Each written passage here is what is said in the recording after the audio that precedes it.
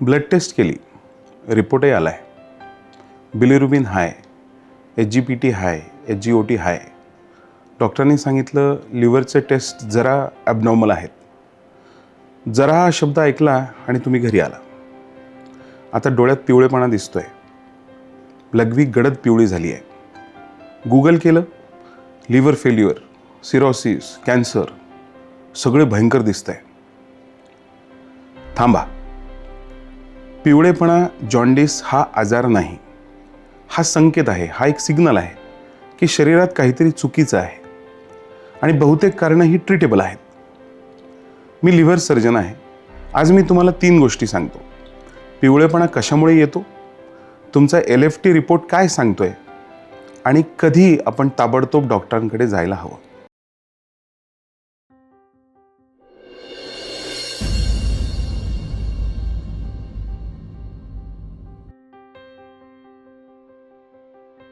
पिवळेपणा कशामुळे येतो, तुमचा LFT रिपोर्ट काय सांगतोय आणि कधी आपण ताबडतोब डॉक्टरांकडे जायला हवं.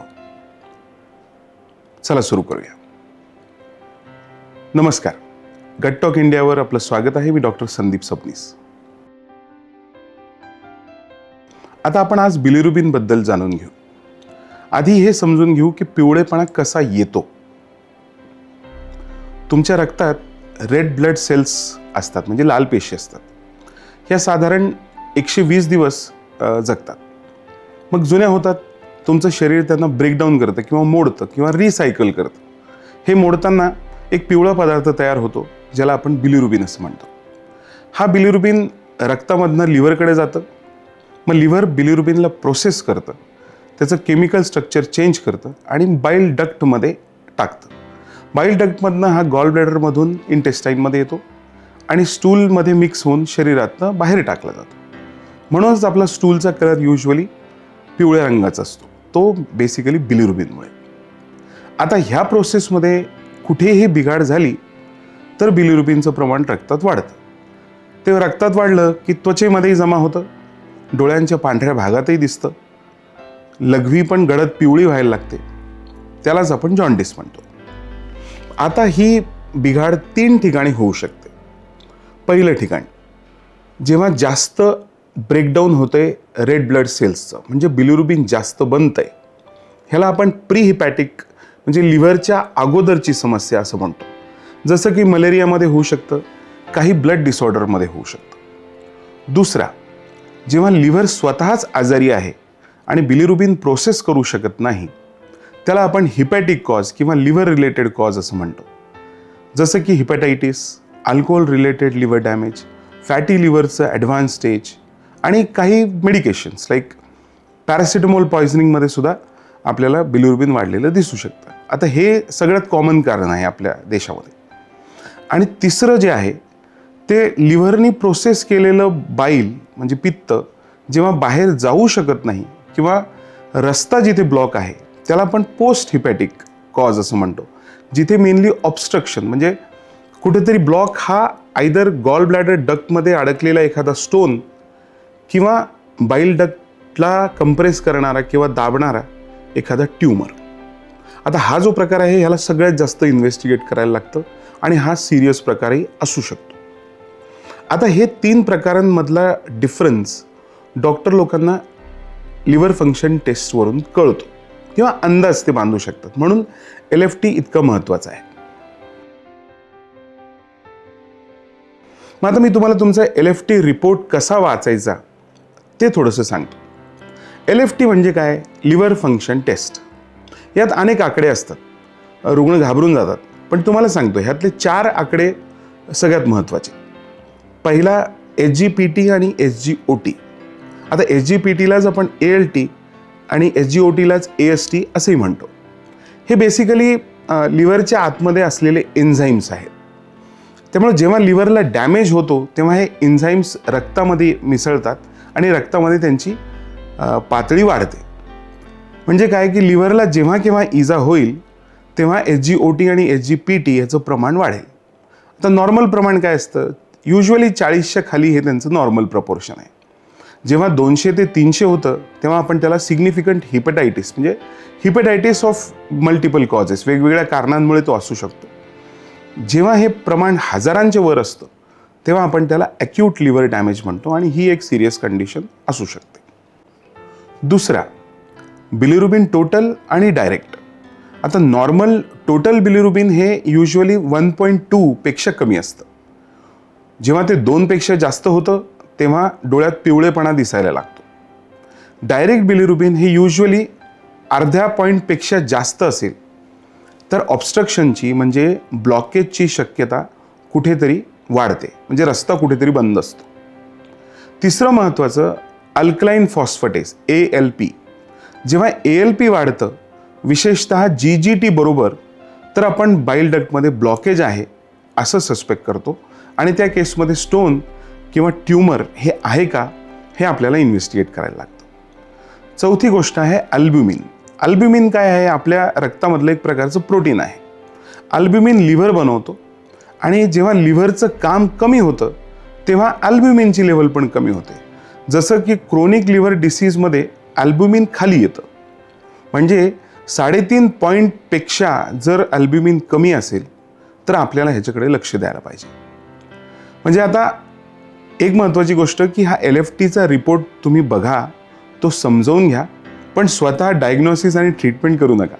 डॉक्टरांना दाखवा, कारण डॉक्टरांना हा पॅटर्न त्याच्यातला लक्षात येतो आणि ते पुढे ठरवू शकतात की तुम्हाला कुठकुठल्या तपासण्या पुढे करायची गरज आहे आणि सो दॅट डायग्नोसिस होतं आणि पुढे ट्रीटमेंट होऊ शकते.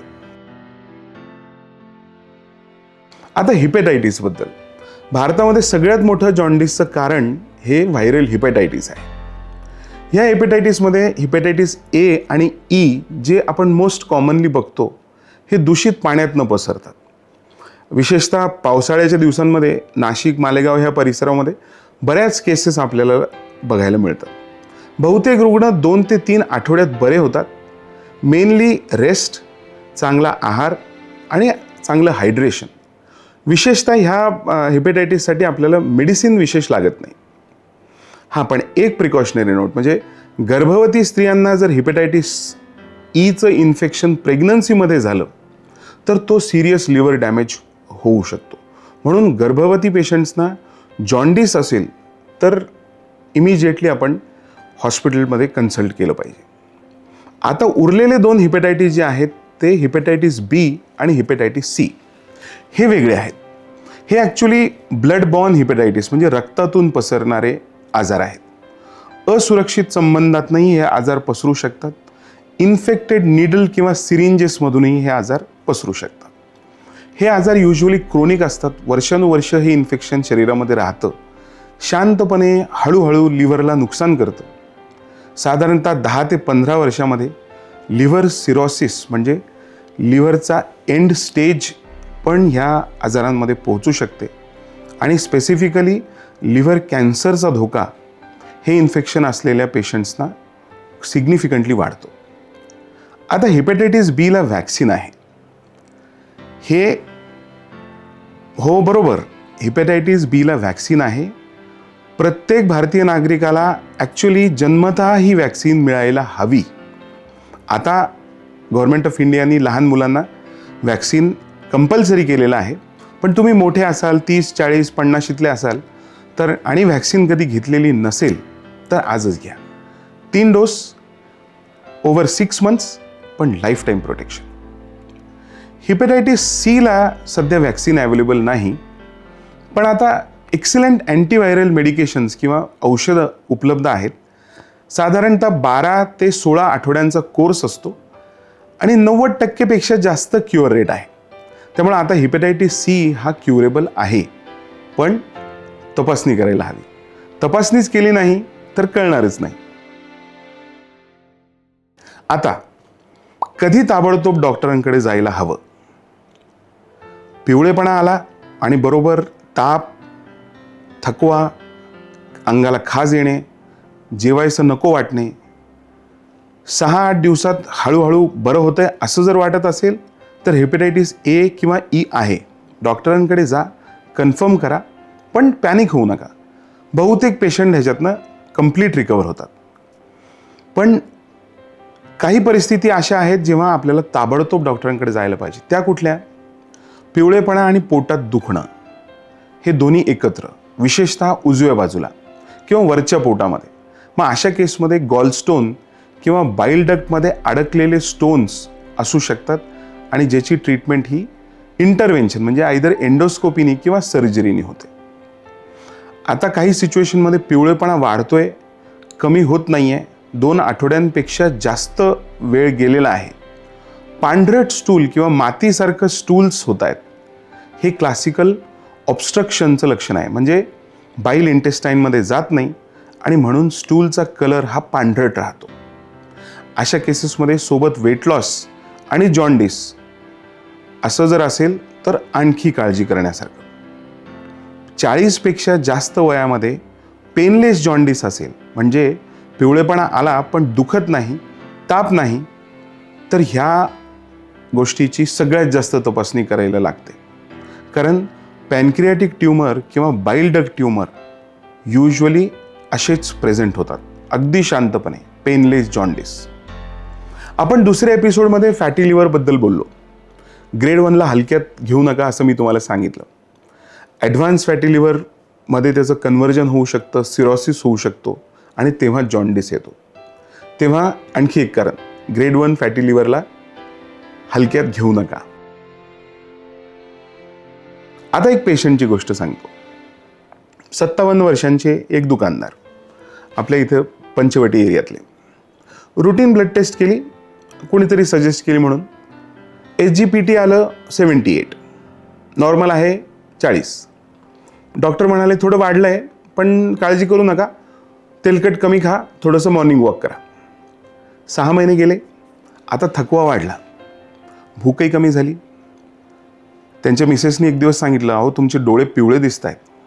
परत टेस्ट केली, आता SGPT होतं 156 आणि बिलिरुबिन होतं 3.2. मग तपासण्या केल्या, कळालं हिपॅटायटिस B पॉझिटिव्ह आहेत, क्रोनिक आहे, कदाचित वर्षानुवर्षापासून इन्फेक्शन सुरू आहे. कधी तपासणीच केली नाही त्यामुळे कळलंच नाही. लिव्हरला इन्फ्लमेशन चालू होतं आणि हळूहळू डॅमेज होत होतं. आता आम्ही अँटीव्हायरल ट्रीटमेंट सुरू केली आहे, व्हायरल लोड पण कंट्रोल आहे, लिव्हरही स्टेबल होत आहे.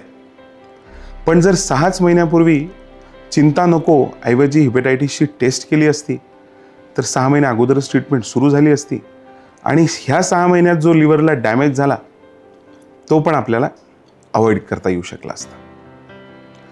त्यामुळं ह्या टॉपिक संबंधी 3 महत्त्वाच्या गोष्टी. 1, जॉन्डिस हा आजार नाही, हा संकेत आहे, कारण शोधा. 2, हिपॅटायटिस B व्हॅक्सिन जर घेतलं नसेल तर आजच घ्या. आणि 3, 40 वर्षांपेक्षा जास्त वयात पेनलेस जॉन्डिस असेल तर ताबडतोब तपासणी करा. आज घरी गेल्यानंतर आपले आई वडील, काका काकू यांना विचारा, हिपॅटायटिस Bचं व्हॅक्सिन घेतलं आहे का? नसेल तर ह्याच आठवड्यात घ्यायला सांगा. गट टॉक इंडियाला सबस्क्राईब करा. पुढच्या व्हिडिओमध्ये भेटूया. नमस्कार.